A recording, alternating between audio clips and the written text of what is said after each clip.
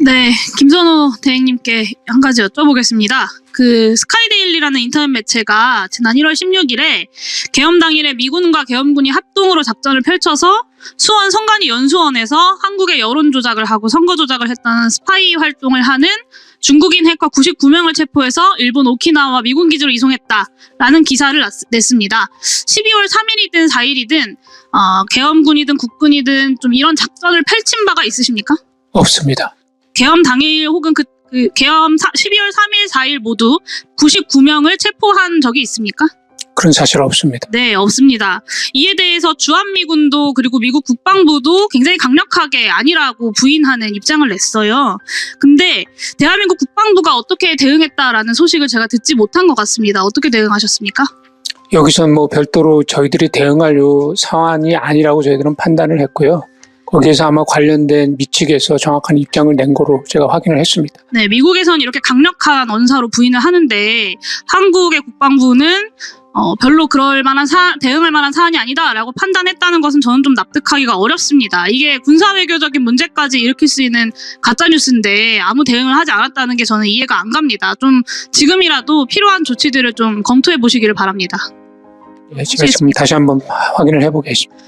네, 김용빈 총장님. 네. 네, 스카이데일리에 이런 보도가 나간 1월 16일 그 헌법재판소 윤석열 탄핵심판 2차 변론 기일이었습니다. 여기서 피청구인 측의 배진한 변호사가 이 기사를 길게 인용을 하면서 미국에서 조사를 했다면 곧 발표를 하겠죠라고 이야기했습니다. 다시 한번 확인하겠습니다. 이 뉴스 가짜뉴스 맞죠? 가짜뉴스 맞습니다. 네. 스카이데일리는 지금도 이 이야기가 진실이라는 입장 하에서 계속해서 비슷한 논조의 이야기를 내보내고 있습니다. 사실 지난 5년 동안 150건의 부정선거 소송에서 선관위가 150번 다 승소했음에도 불구하고 이 부정선거론이 수그러들지 않고 있는데요. 총장님은 이게 좀 어떤 이유라고 생각하십니까?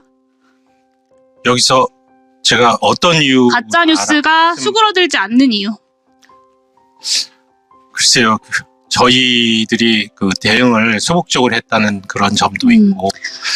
저는 이렇게 생각합니다. 그러니까 부정선거론을 퍼뜨리고 주장하고 다니는 사람들의 심리 상태가 그리고 동기가 진실에는 관심이 없다라는 것입니다. 그러니까 자신을 이것이 진실이든 아니든 원하는 바와 목적하는 바가 있다는 거죠.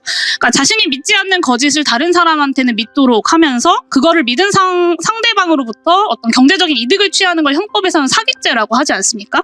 저는 이 부정선거론은 정치적 사기라고 생각합니다. 자신은 믿지 않으면서 더 많은 사람들이 이 부정선거론을 믿게 만듦으로써 정치적으로 득실을 얻기 위해 벌이는 사기극이라고 보는 건데요. 구속된 내란수계의 입장에서 이 부정선거론의 가치론이 뭐겠습니까? 그 윤석열 내란수계가 자꾸 부정선거를 이야기하는 이유는 뭐라고 생각하십니까? 지금 그 부분까지 제가 이제 말씀드릴게요. 네, 제가 말씀드릴게요. 네, 곤란하시면 퇴임하고 검찰 권력에 대한 통제력을 잃으면 본인과 배우자 김건희가 사법처벌을 피하기 어렵겠구나. 그리고 그 당시가 이제 명태균 씨의 황금폰 이야기가 나오던 때인데 그 정보들로부터 더는 감당하기 힘든 불법 비리가 나오겠구나. 그런데 국회를 없애버리려는 비상계엄을 하기 위해서는 그것보단 좀 더 그럴듯한 명분이 필요하지 않겠냐. 저는 그래서 이 비상계엄과 부정선거론이 내면의 추악한 동기를 감추는 그런 그럴듯한 명분이었다고 생각합니다. 뭐 나름대로 우리 사회에서 엘리트였고 또 검찰총장까지 거치고 대통령까지 되신 분이 정말로 부정선거를 너무 신봉해서 그걸 종교처럼 믿어서라고 저는 생각하지 않고 그 내에 그런 추악한 동기가 있었다고 생각하는데요.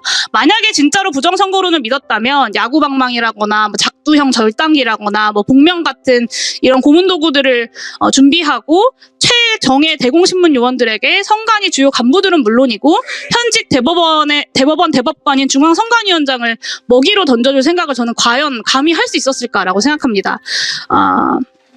제가 이런 말씀을 드리는 이유는 부정선거론이 기본적으로 정치 사기극이기 때문에 부정선거론의 이런 성격에 부합하는 대책을 강구해야 할 때다라는 말씀을 드리려는 거예요. 이 부정선거론에 대응하는 수단으로서 사법적 응징을 중심에 놓고 행동해야 한다라는 당부 말씀을 드리는 건데요. 스카이데일리를 선관위에서 고발했습니다. 저는 적절한 조치라고 생각하지만 부족한 조치라고 생각하고요. 유명 유튜버든 종교인이든 정치인이든 뭐 스타 강사든 네. 시간 지켜주십시오. 예.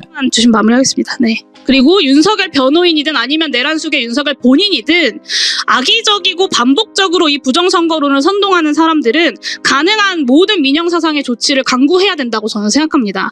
선관위의 존재 의미를 부정하는 것을 넘어서 대한민국 헌정질서 그리고 근본적으로 민주주의 체제의 정당성 자체를 부정하는 시도이기 때문이라고 생각합니다.